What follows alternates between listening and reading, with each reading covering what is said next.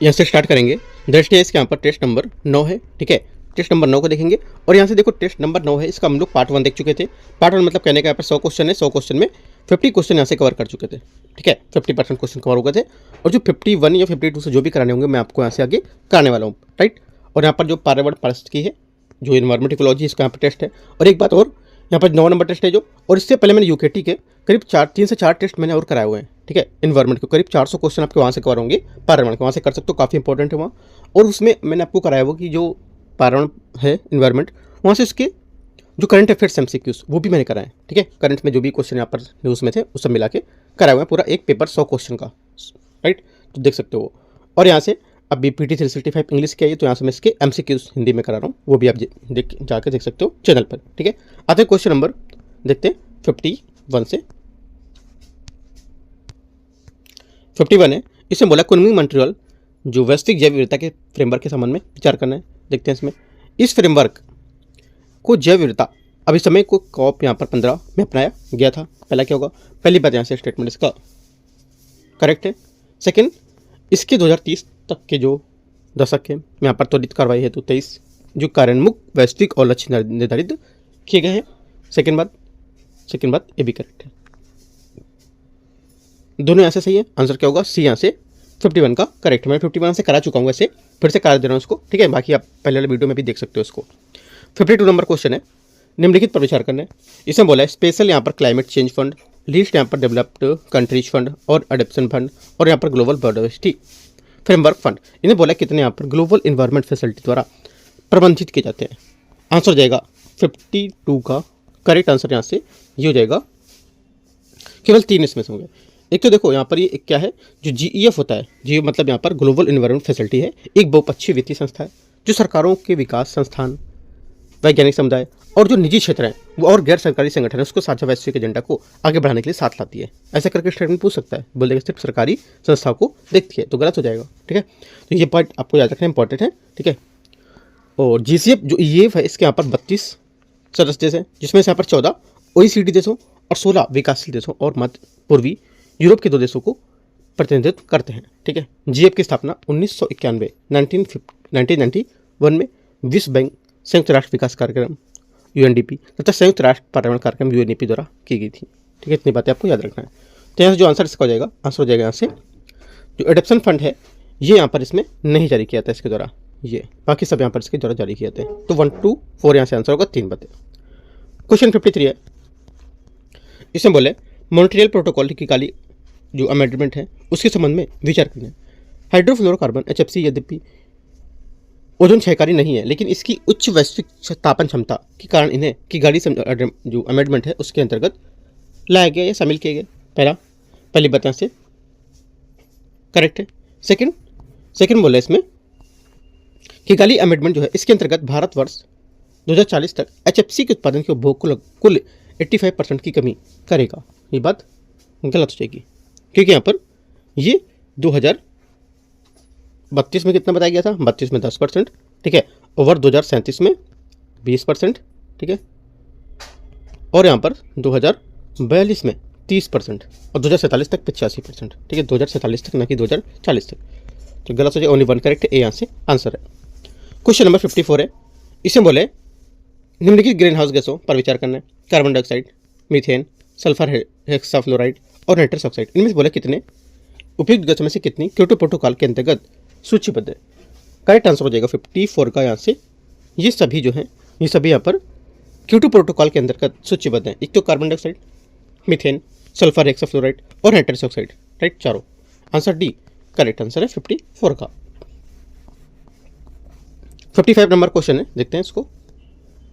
इसमें बोले क्योटो तंत्र और विवरण, क्लीन डेवलपमेंट मैकेनिज्म, ठीक है, क्लीन डेवलपमेंट मैकेनिज्म। तो यहाँ से पहला क्या होगा, पहली बात इसकी करेक्ट है, क्योंकि यहाँ पर इसके पक्ष एनेक्स बी के जो पक्षकार होते हैं उसको विकासशील देशों में उत्सर्जन कटौती परियोजनाएं लागू करने के लिए अनुमति देना शामिल होता है, पहला सही है। दूसरा जॉइंट इम्प्लीमेंटेशन, सेकेंड बात यहाँ से ये भी करेक्ट है, क्योंकि यहाँ पर जॉइंट इम्प्लीमेंटेशन है, ये तंत्र एनेक्स बी के किसी भी सदस्य देश को एनेक्स बी के अन्य सदस्य देश की जो उत्सर्जन है, निष्कासन है, परियोजनाएं हैं, इनको क्रियान्वयन और उत्सर्जन जो कटौती इकाई होती है उसको अर्जित करने की अनुमति देता है। दोनों सही है। तीसरा एमिशंस ट्रेडिंग, एमिशंस ट्रेडिंग है यहाँ से तीसरा वाली बात, ये भी करेक्ट है क्योंकि इसके अंतर्गत जो यहाँ पर इसके माध्यम से वे यहाँ पर जो देश जिनके पास उत्सर्जन की अनुमति सीमा कम उत्सर्जन हुआ, अर्थात यहाँ पर जो अतिरिक्त उत्सर्जन क्षमता भत्ता होता है उस देश को क्षमता को उस देशों को क्रय कर सकते हैं और यहाँ पर अपने निर्धारित लक्ष्यों से अधिक उत्सर्जन कर चुके हैं उनको लेकर के यहाँ पर शामिल करते हैं। इससे तीनों बातें यहाँ से सही है, क्योटा तंत्र और यहाँ पर इसके विवरण से लेके, तो 55 का आंसर हो जाएगा, सभी तीनों सही है। क्वेश्चन नंबर अगला है 56 नंबर को देखते हैं। 56 है, निम्नलिखित में से किसके द्वारा national greenhouse gas inventory programme की शुरुआत की गई है? आंसर हो जाएगा 56 का करेक्ट आंसर जलवायु परिवर्तन और अंतर सरकारी पैनल, भी यहाँ से सही आंसर हो जाएगा 56 का, क्योंकि यहाँ पर जो बोला है कि ग्रीन हाउस जो गैसें हैं इन्वेंट्री, ये प्रोग्राम की शुरुआत जलवायु परिवर्तन और अंतर सरकारी पैनल के द्वारा की गई थी। क्वेश्चन नंबर 57 है, इन पर विचार करना है, भूमिगत जलभृत, प्रवाल भित्तियां, सॉल्ट पैन, पीटलैंड और यहाँ पर धान के खेत, इनमें से कितने रामसर द्वारा परिभाषित आर्द्रभूमि के अंतर्गत शामिल होते हैं? आंसर हो जाएगा 57 का करेक्ट आंसर, सभी पांचों यहाँ पर इसमें शामिल होंगे। ठीक है, इस सभी समय में व्यापक आर्द्रभूमि जो होती है, इस सभी समय में व्यापक आर्द्रभूमि की एक यहाँ पर व्यापक और समावेशी परिभाषा अपनाई गई है, जिसकी यहाँ पर प्राकृतिक और यहाँ पर मानव निर्मित प्रचंत्र जो होते हैं उसकी एक विस्तृत श्रृंखला शामिल होती है। इसमें झीलें तथा नदियाँ, भूमिगत जलभृत, दलदल, कच्छ भूमि, आर्द्र घास के मैदान, पीठभूमि, मरुद्यान, ज्वारनदमुख, डेल्टा, ज्वारी मैदान, मैंग्रोव, अंतर्तटीय क्षेत्र इसमें शामिल होते हैं और प्रवाल भित्तियां भी शामिल होती हैं। ठीक है, तो आप पॉइंट लिख सकते हो। और इसके अतिरिक्त मत्स्य पालन तालाब, धान का खेत, जलाशय तथा यहाँ पर सॉल्ट पैन भी कृत्रिम आर्द्रभूमि के रूप में समानता दे दी गई है। तो इंपॉर्टेंट पॉइंट है, याद कर सकते हो आप, सभी 5 करेक्ट है। क्वेश्चन नंबर 58 देखते हैं। 58 है, ग्लोबल टाइगर फोरम के बारे में विचार करना है। ये विशेष रूप से बाघ टाइगर संरक्षण के लिए समर्पित एक अंतर सरकारी अंतर्राष्ट्रीय निकाय होगा। पहले आंसर स्टेटमेंट इसका करेक्ट है। सेकंड, टाइगर रेंज वाले सभी 13 देश इसके सदस्य हैं। सेकंड बात यहाँ से गलत है, क्योंकि यहाँ पर जो 13 बाघ राष्ट्रीय जो देश है इसमें वर्तमान में केवल 7 देश जो हैं ये इसके सदस्य हैं, जिसमें Bangladesh, Bhutan, Cambodia, Bharat, Myanmar, Nepal, Vietnam इसमें शामिल होंगे। ठीक है, 13 रेंज वाले सभी सदस्य इसके नहीं होंगे, तो गलत है। 1 करेक्ट है ओनली, आंसर 58 का ए बात सही है। 59 नंबर क्वेश्चन है, इसमें बोला है कथन 1 कथन 2, ग्रीन क्लाइमेट फंड के तहत पेरिस समझौते के अंतर्गत विकासशील देशों को सहायता प्रदान करने के क्रम में जलवायु के समान अनुकूलन दोनों को समान प्राथमिकता दी जाती है। पहली बात 59 का यहाँ से करेक्ट है, पहली बात यहाँ से सही हो जाएगी। सेकंड बोला है जीसीएफ के तहत यहाँ पर जो अनुदान है, इसमें जीसीएफ के तहत यहाँ पर जो अनुदान समतुल्य आधार है, इसके अपने संसाधनों का 50% समान और 50% अनुकूलन के लिए आवंटित करना अधिदेशित होता है। ठीक है, दूसरी बात क्या होगी? दूसरी बात भी यहाँ से करेक्ट है। तीसरा बोला है यहाँ से कथन 3 कि जीसीएफ के तहत अनुकूलन हेतु प्रदत्त संस्थान या संसाधन में कम से कम आधा हिस्सा सर्वाधिक जलवायु संवेदनशील देशों में निवेश किया जाना अनिवार्य होगा। तीसरी बात भी यहाँ से करेक्ट है, आंसर यहाँ से एक करेक्ट आंसर है। क्वेश्चन नंबर 59 हो गया, 60 नंबर देखते हैं।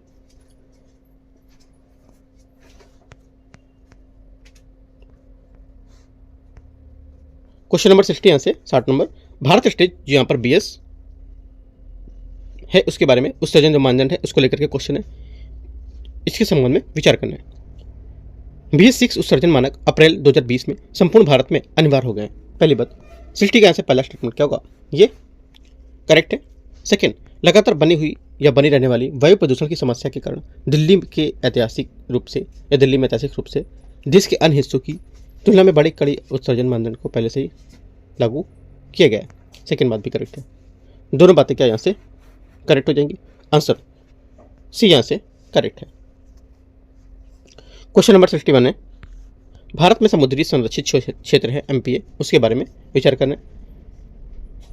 समुद्री संरक्षित क्षेत्र के तहत अंतर्ज्वारी, इंटरटाइडल तथा उपज्वारी सब टाइडल के क्षेत्रों के साथ उनसे संबद्ध वनस्पति जात और प्राणी जात शामिल होते हैं। पहली बात यहाँ से करेक्ट है। सेकेंड, मैंग्रोव प्रवाल भित्तियां समुद्री घास क्षेत्र सी ग्रास बेड तथा ज्वारनदमुख MPA के अंतर्गत संरक्षित परितंत्र में शामिल होती है। सेकेंड बात क्या होगी? सेकेंड बात यहाँ से ये भी करेक्ट है। दोनों बातें एकदम सही है। आंसर सी यहाँ से 61 का करेक्ट है। 62 नंबर 62 नंबर क्वेश्चन है, भारत में संरक्षण रिजर्व के संबंध में विचार करना है। संरक्षण रिजर्व राज्य सरकारों द्वारा सरकारी स्वामित्व वाली भूमि पर घोषित किए जाते हैं। पहली बात 62 का पहला करेक्ट है। सेकंड, संरक्षण रिजर्व की घोषणा से उस क्षेत्र में रहने वाले लोगों के मौजूदा अधिकार प्रभावित होते हैं। सेकंड बात यहाँ से गलत होगी, क्योंकि यहाँ पर जो संरक्षण रिजर्व की घोषणा उस क्षेत्र में रहने वाले लोगों में मौजूदा अधिकार प्रभावित नहीं होंगे, और राष्ट्रीय उद्यान या वन्यजीव अभयारण्य के विपरीत संरक्षण रिजर्व इस प्रकार से परिकल्पित होते हैं कि यहाँ पर संरक्षण उद्देश्य और सामुदायिक हितों के बीच संतुलन बना रहे तथा स्थानीय और सामुदायिक अधिकार सुरक्षित रहे। ओनली वन करेक्ट है, यहाँ से आंसर है। 63 नंबर है, भारत में पारिस्थितिक रूप से संवेदनशील क्षेत्रों ESZ के संबंध में विचार करना है। ESZ को वन्यजीव संरक्षण अधिनियम 1972 के अंतर्गत संरक्षित क्षेत्रों और राष्ट्रीय उद्यानों के वन्यजीव अभयारण्य के पास अधिसूचित किया गया है। पहली बात 63 का पहला करेक्ट है। सेकेंड, सॉरी पहले गलत हो गया, यहाँ पहला सही नहीं है, क्योंकि यहाँ पर इनका उद्देश्य होता है कि हम मुख्य रूप से संरक्षित क्षेत्रों के आसपास के स्थित नाजुक जो पारिस्थितिक तंत्र है उसको क्षति पहुंचाने वाली जो गतिविधि है उनको विनियमित करना होता है, ठीक है। और विधि का आधार इनका होता है कि ESZ पर्यावरण को संरक्षण अधिनियम 1986 के अंतर्गत घोषित किया जाता है, ठीक है, ना कि यहाँ पर 1972 के तहत। ये बात गलत हो जाएगी, ठीक है। दूसरी बात है, ESZ में वर्षा, जल संचयन और जैविक कृषि तथा नवीकरणीय ऊर्जा के उपयोग जैसे यहाँ पर गतिविधि को अनुमति होती है। सेकेंड बात क्या होगी? सेकेंड बात यहाँ से करेक्ट है, क्योंकि यहाँ पर अनुमति प्राप्त गतिविधियाँ जैसे कि यहाँ पर वर्षा जो अनुकूलन और यहाँ पर स्थानीय जीविका को समर्थन देना जो गतिविधियों उसकी अनुमति यहाँ पर दी जाएगी, ठीक है। जैविक कृषि, नवीकरणीय ऊर्जा स्रोत का उपयोग, हरित जो प्रौद्योगिकी उसको अपनाना, तो यहाँ से इसकी अनुमति होती है। तीसरा, स्थानीय विकास, आर्थिक विकास को बढ़ावा देने वाले के क्रम में ESZ के तहत खनन और औद्योगिक गतिविधियों को प्रोत्साहन किया जाता है। तीसरी बात यहाँ से गलत है, क्योंकि यहाँ पर पारिस्थितिक रूप से संवेदनशील क्षेत्र जो होते हैं उसमें प्रमुख और संरचना परियोजनाएं का निर्माण या तो पूर्णतः निश्चित होता है अथवा कड़े रूप से विनियमित किया जाता है इनको, ठीक है। पूर्णतः बंद कर देंगे या तो बिल्कुल कड़े रूप से उसको फॉलो करेंगे, ऐसा बता रहे हैं, ठीक है। तो एक यहाँ से गलत, 3 गलत है, ओनली 2 बात यहाँ से सही है, क्योंकि यहाँ पर इनको प्रोत्साहित नहीं करता है। आंसर एक बात इसकी सही है। एक बात करने का मतलब एक कथन सही है तीनों में से, ठीक है। एक यहाँ से आंसर हो गया। क्वेश्चन नंबर 64 है, निम्नलिखित पर विचार करना है। कथन 1, कथन 2, जैव मंडल आरक्षित क्षेत्र का उद्देश्य आनुवंशिक संसाधनों, प्रजातियों तथा पारिस्थितिक जो तंत्र है उसका संरक्षण करना होता है। पहली बात, पहला ऐसे करेक्ट है। दूसरा, जैव मंडल आरक्षित क्षेत्रों में धारणीय मानवीय गतिविधियों की अनुमति केवल कोर क्षेत्र में दी जाती है। सेकेंड बात यहाँ से गलत है, क्योंकि यहाँ पर जैव मंडल आरक्षित क्षेत्रों में क्षेत्रीय विभाजन कोर क्षेत्र पूर्णतः संरक्षित क्षेत्र होता है जहाँ मानवीय गतिविधियाँ अत्यंत सीमित होती हैं और केवल अविनाशी अनुसंधान की अनुमति होती है, ठीक है।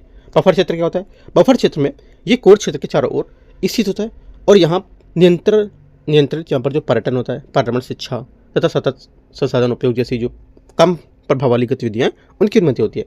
और संक्रमण क्षेत्र में क्या होता है? ये सबसे बाहरी क्षेत्र होता है जहाँ स्थानीय समुदाय द्वारा अपेक्षाकृत अधिक मानवीय गतिविधियाँ और सतत संसाधन उपयोग की अनुमति दी जाती है। आपसे क्वेश्चन पूछ सकता है कोर क्षेत्र, बफर क्षेत्र और संक्रमण क्षेत्र को लगाने के लिए मैचिंग करके, काफ़ी इंपॉर्टेंट पॉइंट है, याद रखना है, ठीक है। तो 64 का यहाँ से जो पहली बात थी करेक्ट थी, दूसरी बात यहाँ से गलत हो जाएगी इसकी, ठीक है। आंसर क्या है? ओनली 1 करेक्ट है, तो यहाँ से जो करेक्ट आंसर हो जाएगा सी, यहाँ से सही आंसर है। 65 है 65 नंबर,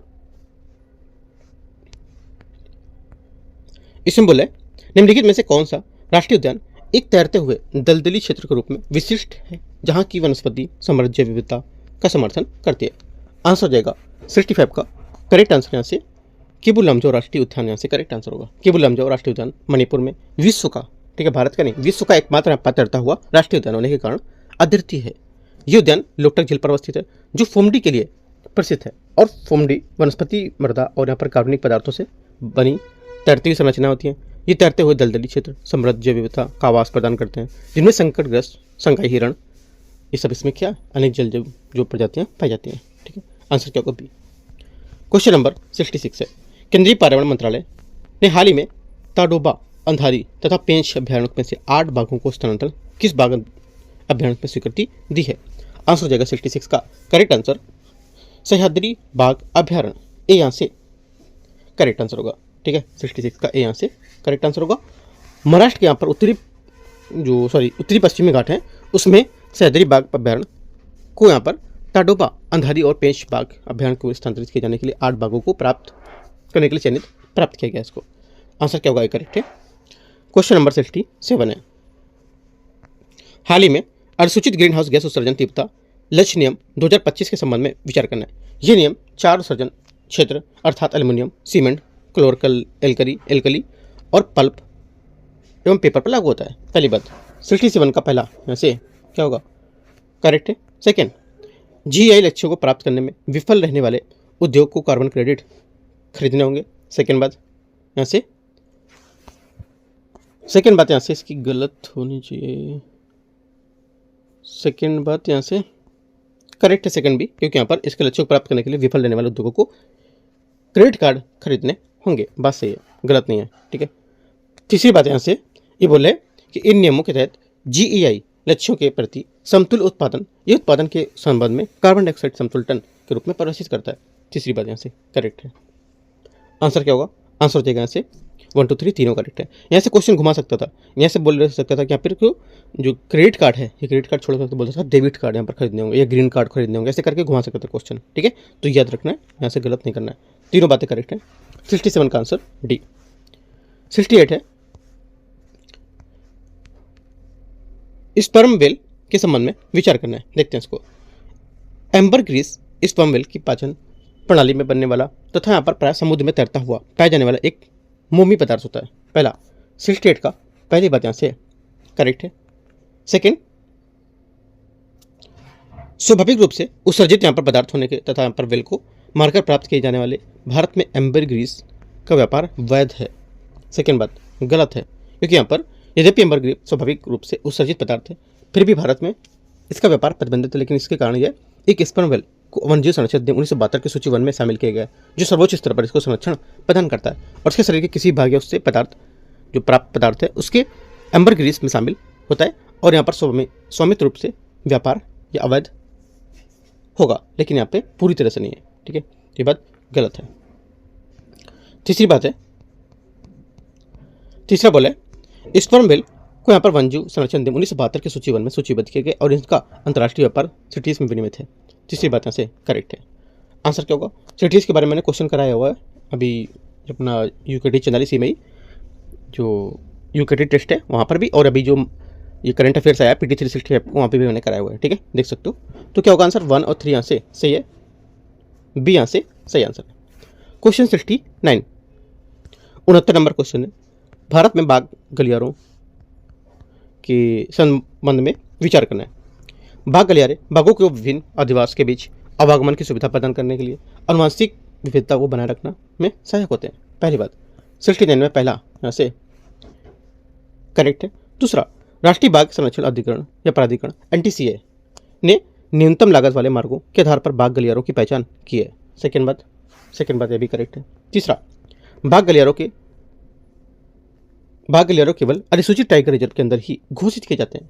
तीसरी बात यहाँ से इसकी ये गलत है, क्योंकि यहाँ पर जो बाघ गलियारे क्षेत्र केवल अधिसूचित बाघ अभ्यारण्य या संरक्षित क्षेत्रों तक सीमित नहीं है, बल्कि यहाँ पर कई गलियारे अभ्यारण्यों की सीमाओं के बाहर स्थित हैं और विभिन्न प्रकार की भूमि उपयोग करने वाले होकर क्षेत्रों से गुजरते हैं, जिसमें आरक्षित वन, कृषि भूमि भाग, मानव प्रधान भूभाग यहाँ पर शामिल होते हैं, ठीक है। तो यहाँ से 1 2 करेक्ट है, ये यहाँ से आंसर है 69। 70 है, मॉन्ट्रियल प्रोटोकॉल के संबंध में विचार करना है। इसे ओजोन परत के संरक्षण संबंधी वियना कन्वेंशन के तहत अपनाया गया था और इसका उद्देश्य ओजोन क्षयकारी पदार्थों को समयबद्ध तरीकों से समाप्त करना है। पहली बात, पहला से स्टेटमेंट इसका करेक्ट है। सेकेंड, ओजोन क्षयकारी पदार्थ के रूप में हाइड्रोफ्लोरोकार्बन HFC मूल रूप से मॉन्ट्रियल प्रोटोकॉल के तहत नियंत्रित किया जाता था। सेकेंड बात यहाँ से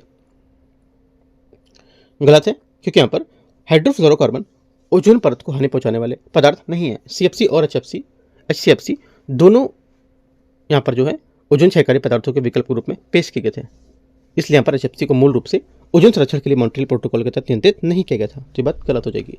तीसरा, ग्लोबल वार्मिंग की क्षमता के कारण किगाली अमेंडमेंट के तहत यहाँ पर HFC के उत्पादन को खपत को चरणबद्ध तरीके से कम करने का लक्ष्य रखा गया है। तीसरी बात यहाँ से करेक्ट है। 1 और 3 सही है। 70 का आंसर क्या होगा, बी बात सही है। 71 यहाँ से इसमें बोला है पर्यावरण संरक्षण अधिनियम 1986 के संबंध में विचार करना है। संबंधित गतिविधि की किसी अन्य विधि द्वारा स्वीकृति की स्थिति में इस अधिनियम के तहत प्रदूषकों के उत्सर्जन की अनुमति होती है, भले ही निर्धारित यहाँ पर पर्यावरणीय मानक का उल्लंघन होता हो। पहली बात गलत है, क्योंकि यहाँ से जो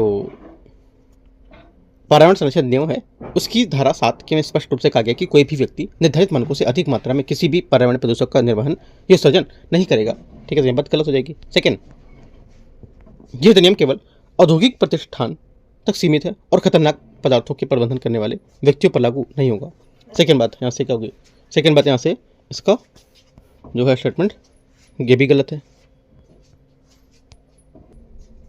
दोनों यहाँ से गलत है। तीसरा, इस अधिनियम में प्रदूषणकर्ता द्वारा भुगतान सिद्धांत को सम्मिलित किया गया और जिसके अंतर्गत पर्यावरण को क्षति पहुंचाने वाले व्यक्तियों को दंडात्मक खर्चाना वसूला जा सकता है। तीसरी बात क्या होगी, तीसरी बात यहाँ से इसकी करेक्ट है। आंसर ओनली 3 करेक्ट है, तो सही आंसर हो जाएगा आपको यहाँ से एक बात इसकी सिर्फ करेक्ट है। एक मतलब क्या, एक पहली बात नहीं, मतलब तीनों स्टेटमेंट में एक यहाँ पर स्टेटमेंट करेक्ट हो जाएगा इसका। ठीक है, 72 नंबर क्वेश्चन है, देखते हैं इसको। इसमें बोला है वन संरक्षण अधिनियम 1980 के संबंध में विचार करना। इसके तहत वनों को संरक्षित श्रेणी से बाहर करने और वन भूमि गैर वन जो उद्देश्य है उसके लिए उपयोग लाने हेतु केंद्र सरकार की पूर्ण स्वीकृति की आवश्यकता होती है। पहली बात 72 का पहला क्या होगा, यहाँ से पहली बात 72 की यहाँ से करेक्ट है। दूसरा, इस अधिनियम के तहत चाय या कॉफी बागान के लिए वन भूमि प्राकृतिक रूप से उगे पेड़ों को काटना और गैर वन उद्देश्य माना जाएगा इसमें। ठीक है, सेकेंड बात क्या होगी, सेकेंड बात यहाँ से इसकी ये करेक्ट है भी। तीसरा, इस अधिनियम के अंतर्गत वन्यजीव संरक्षण और यहाँ पर वन प्रबंधन से यहाँ पर संबंधित सभी गतिविधियों को गैर वन उद्देश्य के रूप में माना जाएगा। तीसरी बात यहाँ से गलत होगी क्योंकि यहाँ पर FCA स्पष्ट रूप से कुछ गतिविधियों को गैर वन प्रयोजन की जो सूची उससे बाहर करता है। ठीक है, और यहाँ पर वनों की वन्यजीव संरक्षण, विकास तथा प्रबंधन संबंधित जो कार्य होते हैं उस जैसे कि चेक पोस्ट, फायर लाइन्स, बाड़ लगाना, वायरलेस संचार, ये सब के उसके प्रयोजन नहीं मानते हैं। तो यहाँ से बात गलत होगी। आंसर क्या होगा, आंसर हो जाएगा यहाँ से इसका 1 2 करेक्ट है, ये यहाँ से सही आंसर है। 73 है, निम्नलिखित अधिनियम में यहाँ पर किससे या किसके तहत राष्ट्रीय वन्यजीव बोर्ड का गठन किया गया था। आंसर हो जाएगा 73 का करेक्ट आंसर वन्यजीव संरक्षण अधिनियम के तहत यहाँ पर किया गया था, ये यहाँ से सही आंसर है। क्वेश्चन नंबर 74 है, देखते हैं। निम्नलिखित कथनों पर विचार करना है। राष्ट्रीय बाघ संरक्षण प्राधिकरण वन्यजीव संरक्षण अधिनियम 1972 के तहत गठित एक वैधानिक निकाय होगा। पहली बात 74 के यहाँ से करेक्ट है। दूसरा, बाघों के इन सीटू संरक्षण के समर्थन के संबंधित यहाँ पर जो प्रोजेक्ट है टाइगर, यहाँ पर एक यहाँ पर कैन प्रोजेक्ट योजना होगी। पहली बात यहाँ से सही होगी। दूसरी बात क्या होगी, दूसरी बात यहाँ से ये भी करेक्ट है। तीसरा, बाघ अभ्यारण्य के प्रभावी प्रबंधन के क्रम में सर्वोत्तम व्यापक जो अभ्यास है उसमें स्थापित करने के लिए कंजर्वेशन एससीओ टाइगर जो है उसको 2013 में जारी किया गया था। तीसरी बात यहाँ से ये भी करेक्ट है। तीनों बातें यहाँ सही है। आंसर 74 का डी करेक्ट है। 75 है, डंप साइट रेमेडिएशन एक्सेलेटर यहाँ पर प्रोग्राम है उसके संबंध में विचार करना है। ये बोला कि यहाँ पर जो ड्रैप है 1 वर्ष भर में चलने वाली मिशन मोड पहल है जिसका उद्देश्य संपूर्ण भारत में नगरीय अपशिष्ट निपटान स्थलों में रेमेडिएशन की फास्ट ट्रैकिंग करना होगा। पहला करेक्ट है। दूसरा, ये कार्यक्रम 2025 तक लक्ष्य 0 डंप साइट प्राप्त करने वाले भारत में दृष्टिकोण के रूप में अनुरूप होगा इसके। सेकेंड बात यहाँ से ये भी करेक्ट है। ये गलत हो जाएगा क्योंकि यहाँ पर ये जो दे रहा है कि इसमें टाइम दे रहा है 2025, ये गलत दे रहा है। बाकी सही है बात इसकी क्योंकि यहाँ पर 2026 तक प्रयास यहाँ पर करने को बताया गया है, ना कि 2025 तक। तो ओनली 1 यहाँ से करेक्ट होगा। याद रखना है जो सन यहाँ पर देता है इसको बहुत ध्यान से देना कि यहाँ पर क्या दे रहा है। ठीक है, क्वेश्चन नंबर 76 है, सुपोषण के संबंध में विचार करना है। देखते हैं इसको 76 को। सुपोषण के बारे में विचार करना है। देखते हैं इसमें यहाँ पर बोल रहा है ये हमेशा जल निकाय में प्राकृतिक रूप से यहाँ पर होता है और यहाँ पर मानवीय गतिविधियों में प्रभावित नहीं होती इसमें। पहली बात, पहले यहाँ से 76 का गलत है क्योंकि यहाँ पर सुपोषण की प्रक्रिया हमेशा प्राकृतिक रूप से नहीं बल्कि यहाँ पर कृषि अपशिष्ट जल का निर्वहन और समुद्र जो औद्योगिक अपशिष्ट हैं उसके वन्य गतिविधियों से काफ़ी हद तक बढ़ा देती है जिससे यहाँ पर एक गंभीर पर्यावरणीय चिंता का विषय बन जाता है। पहला गलत है।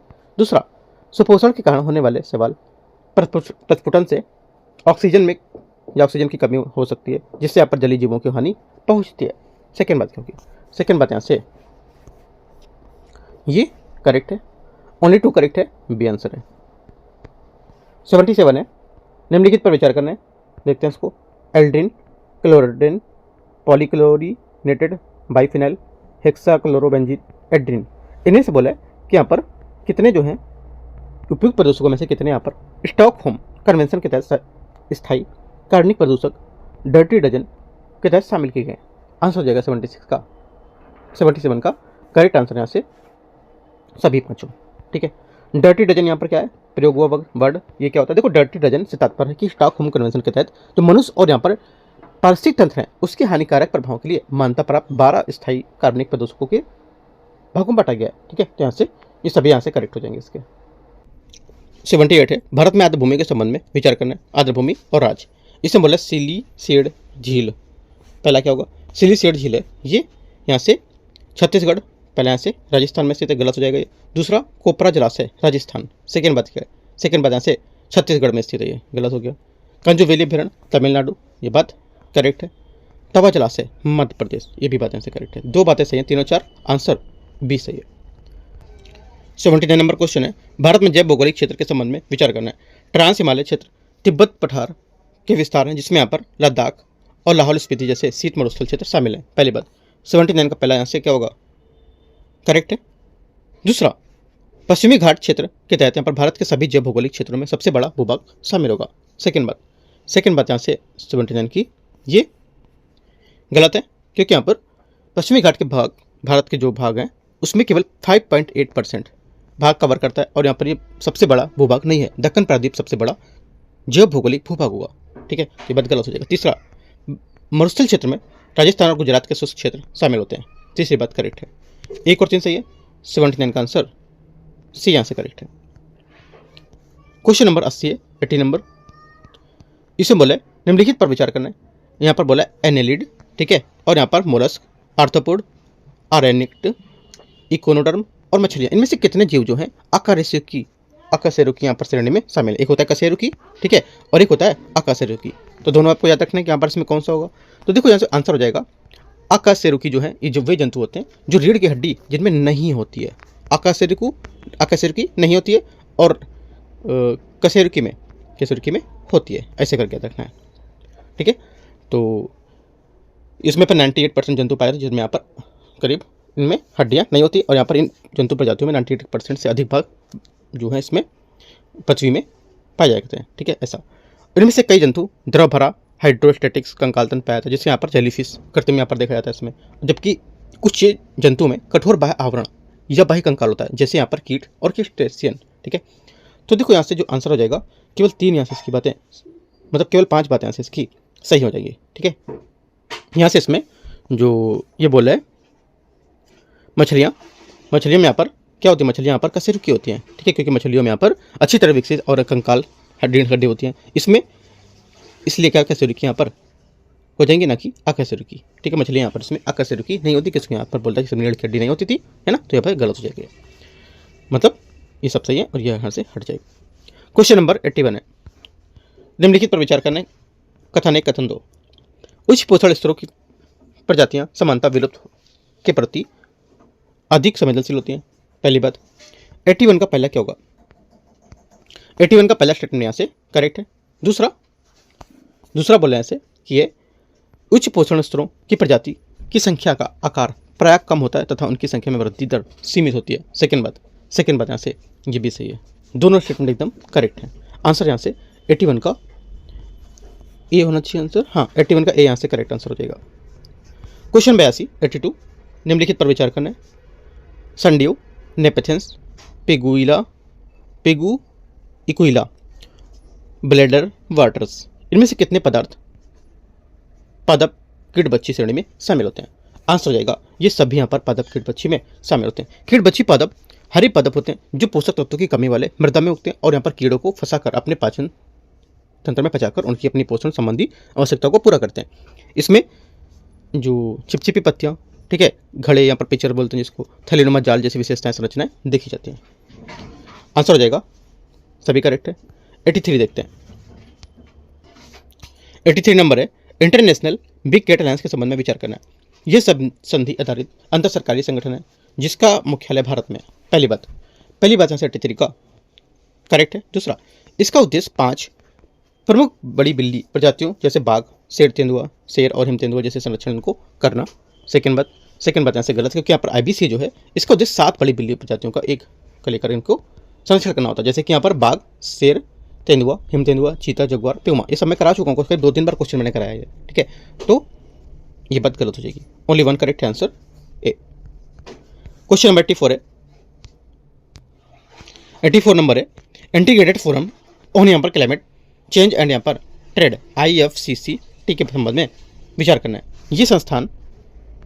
ये संस्थागत रूप से विश्व व्यापार संगठन और जलवायु परिवर्तन पर संयुक्त फ्रेमवर्क कन्वेंशन दोनों से यहाँ पर स्वतंत्र है। पहली बात, पहला आंसर स्टेटमेंट इसका करेक्ट है।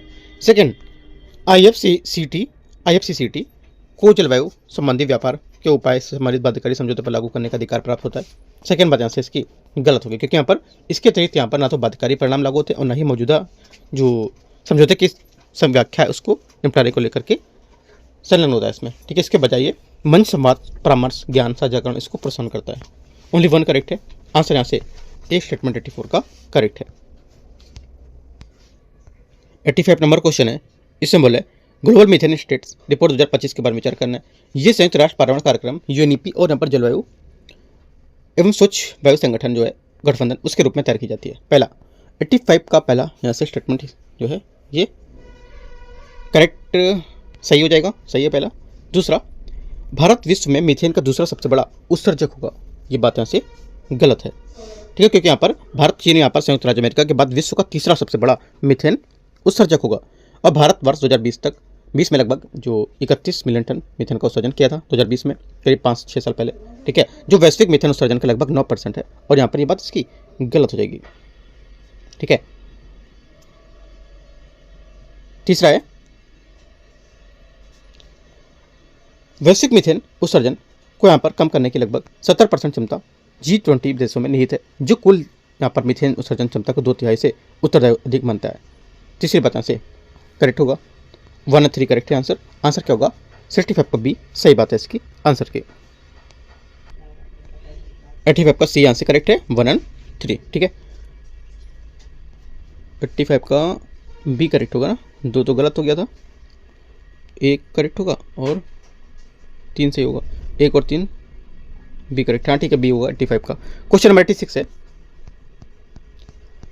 86 निम्नलिखित पर विचार करना है। पहला, जैव रासायनिक ऑक्सीजन जो डिमांड होती है, मतलब यहाँ पर बायोलॉजिकल ऑक्सीजन डिमांड, ठीक है। इसमें बोला कि यहाँ पर इसका आशय जल में उपस्थित कार्बन जो अपशिष्ट है उसके संगठन हेतु या अपघटन हेतु इसमें यहाँ पर सूक्ष्म जीवों के लिए आवश्यक घुलित ऑक्सीजन की मात्रा होती है। पहली बात यहाँ से 86 का करेक्ट है। दूसरा, ये रासायनिक ऑक्सीजन डिमांड जो होता है केमिकल ऑक्सीजन डिमांड जिसको बोलते हैं, इसके तहत यहाँ पर जल में उपस्थित केवल जैव अपघटक जो कार्बनिक पदार्थ होते हैं इसको मापा जाता है, इसलिए यहाँ पर प्रदूषक की क्षमता का आकलन करने में BOD की तुलना में कम विश्वसनीय सूचक है ये। सेकेंड बात यहाँ से गलत होगा, क्योंकि यहाँ पर ये कुल प्रदूषक का भार BOD की तुलना में अधिक समग्र अंक का आकलन करती है, ना कि इसकी तुलना में कम, तो ये गलत होगा। ओनली 1 यहाँ से इसका सही है 86 का। 87 है, निम्नलिखित पर विचार करना है। बायो वेटिंग, ठीक है, बायो स्पार्जिंग, बायो ऑगमेंटेशन और बायोपाइल्स, इनमें से कितनी तकनीकें जो हैं, कितनी तकनीकों में इन सीटू बायो रेमेडिएशन के अंतर्गत शामिल होती हैं। आंसर जाएगा 87 का करेक्ट आंसर यहाँ से जो होगा ये सी। यहाँ से तीनों स्टेटमेंट इसके करेक्ट है। कौन कौन से, एक तो यहाँ से हो जाएगा आपका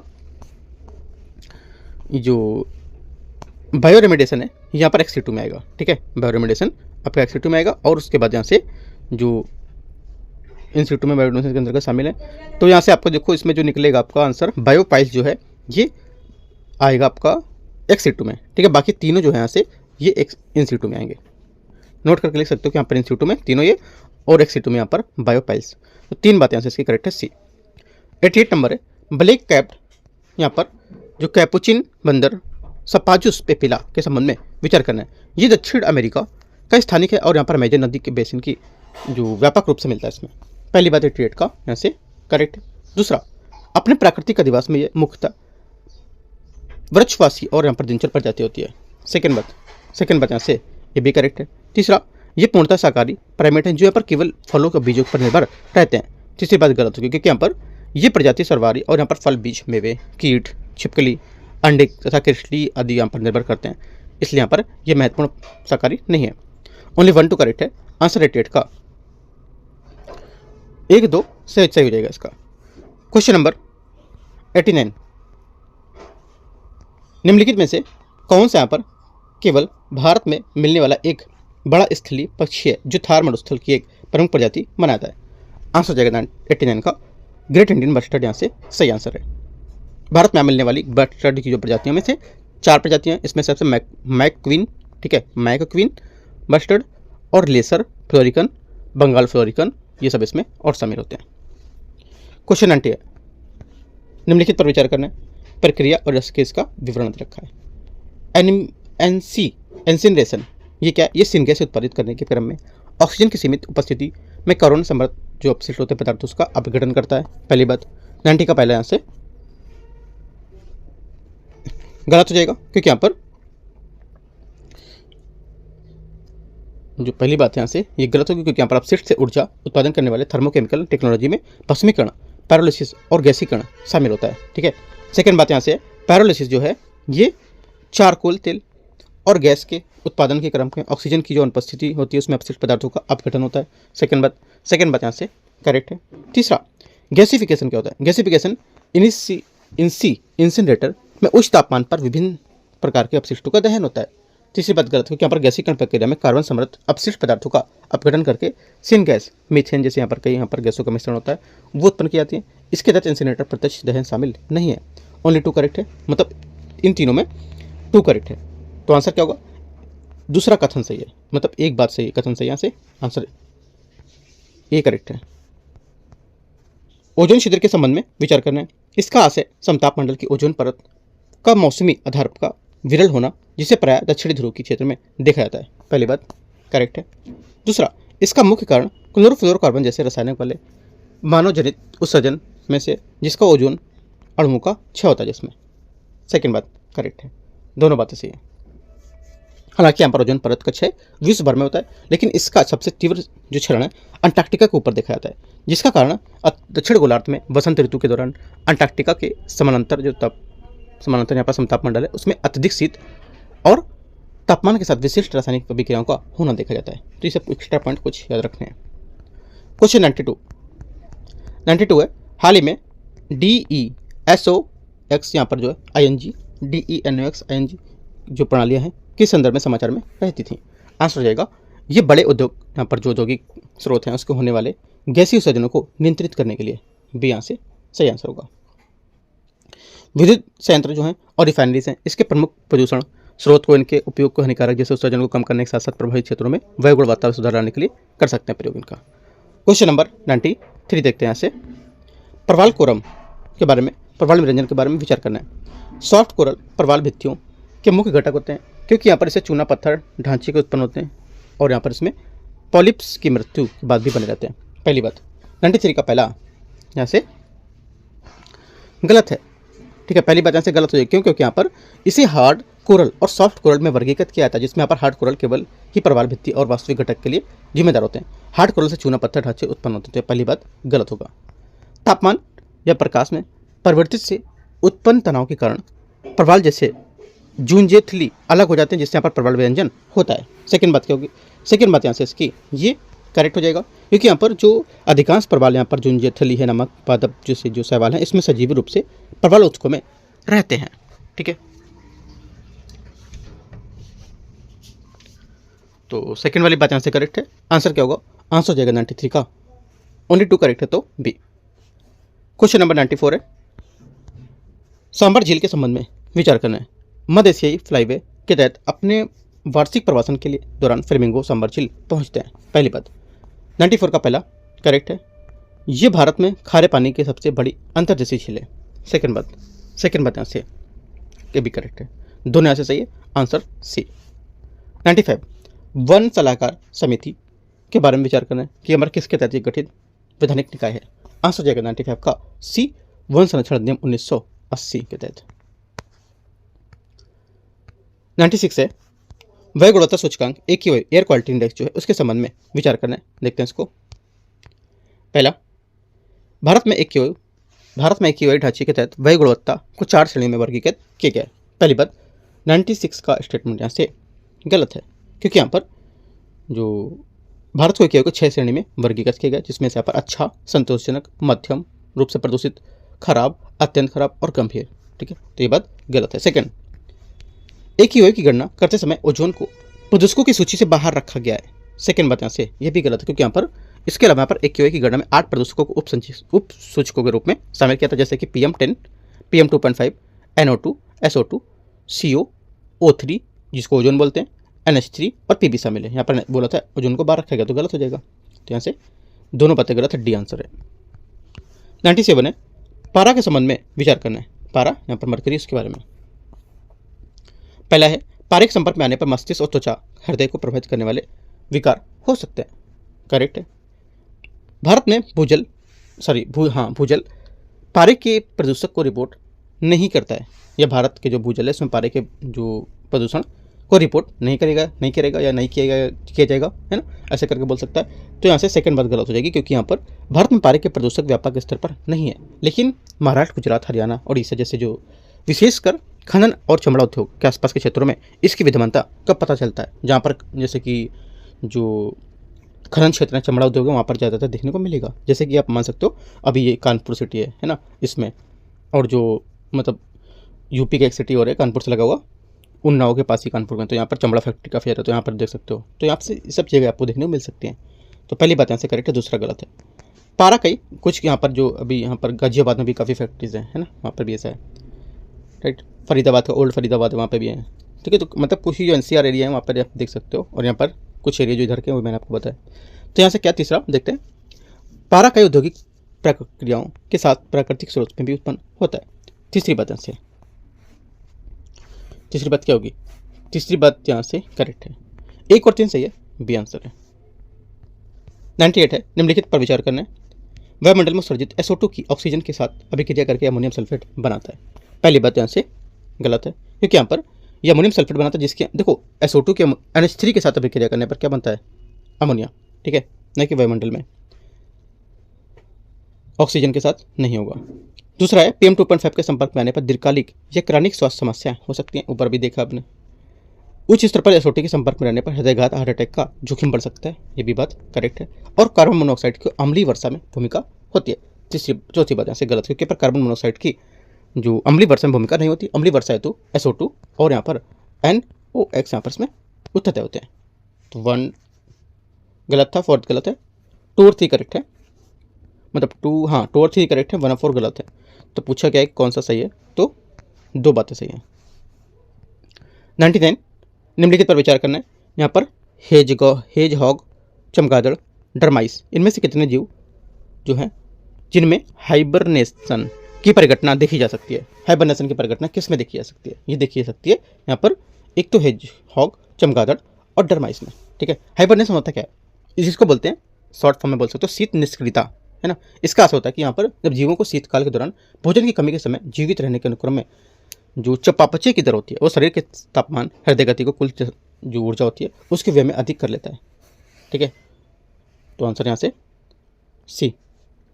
100 नंबर है, इसमें देखते हैं बाघ और तेंदुओं के बीच विभिन्नताओं के संबंध में विचार करना है। तेंदुओं की तुलना में बाघ का आकार और वजन काफ़ी अधिक होता है, और ये मुक्त क्षमता में अधिक यहाँ पर जाने जाते हैं। पहली बात 100 का पहला करेक्ट है। सेकंड, तेंदुए समानता बाघों की तुलना में बड़े जानवरों के शिकार करते हैं, और इनमें छुपका शिकार के बजाय प्रत्यक्ष हमला करने की प्रवृत्ति अधिक होती है। सेकंड बात यहाँ से गलत हो जाएगी, क्योंकि यहाँ पर बाघ अधिक वजन वाले होते हैं और साथ साथ क्षमता और शक्ति के लिए जाने जाते हैं, जबकि तेंदुए अपनी फुर्ती, छुपकर भागने, शिकार करने, पेड़ों को लेकर के और पेड़ में चढ़ जाने, है ना, इन सब को लेकर के यहाँ पर शिकारी को देखने को मिलता है, ना कि तेंदुए में। मतलब यहाँ पर तेंदुए में बाघ की तुलना में बड़े जानवरों को शिकार करना तो गलत बता रहा है, ठीक है। तीसरा, जिन क्षेत्रों में दोनों प्रजातियां एक साथ पाई जाती हैं वहां तेंदुए बाघों से बचने के लिए अक्सर रात्रिचर हो जाते हैं और इस चट्टानी क्षेत्रों में ऊंचे क्षेत्रों की ओर स्थानांतरित हो जाते हैं। तीसरी बात करेक्ट है, 1 और 3 सही है। आंसर यहाँ से क्या होगा, 100 का पहला यहाँ से करेक्ट हो जाएगा, ए नंबर, है ना। 100 का 1 और 3 सही है, तो ए यहाँ से सही आंसर है। इस टाइप से यहाँ पर दृष्टि का 9 टेस्ट यहाँ पर पूरे हो गए। अभी टेस्ट नंबर 10वां आज होने वाला है, संडे आज, ठीक है। तो जो टेस्ट 10 आज होगा वो आपको कल यहाँ से करा दिया जाएगा, राइट। और साथ ही जो PT 365 का MCQs चलेंगे वो आपके कंटिन्यू रहेंगे, वो चलते रहेंगे जब तक यहाँ पर पूरी मैगजीन खत्म नहीं हो जाती है। उसको लेकर के क्वेश्चन करा जाएंगे, जुड़ सकते हो टेलीग्राम से भी, वहाँ से कुछ इसके PT 365 जो है उसके मैंने PDF दिए हुए हैं MCQs के, तो वो डाउनलोड कर सकते हो, उससे कर सकते हो क्वेश्चन प्रैक्टिस। सामने क्वेश्चन रखो और यहाँ पर अपना ये लेक्चर चला लो, तो यहाँ से देखते रहोगे कि क्या क्या क्वेश्चन यहाँ पर इसमें पूछ रहे हैं, ठीक है। एंड करते हैं इसको, all the best, thank you. Telegram channel यहाँ पर लिंक नीचे दे रहा हूँ, इसको सर्च करोगे तो आपको मिलेगा यहाँ से।